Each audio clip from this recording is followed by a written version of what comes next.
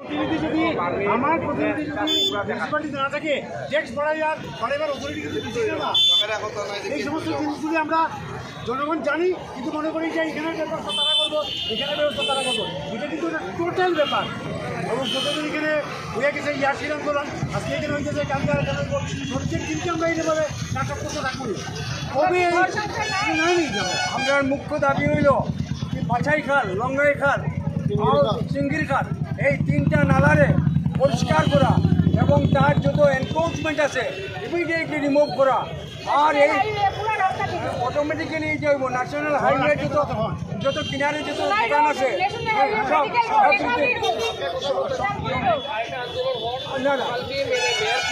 traffic সমস্যা এবং রাস্তা মেডিকেলের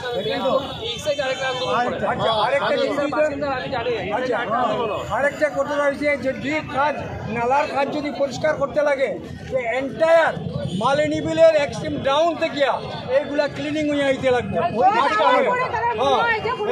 ওইখান থেকে পরিষ্কার একদম ডাউন স্ট্রিম মালিনী বিলের 80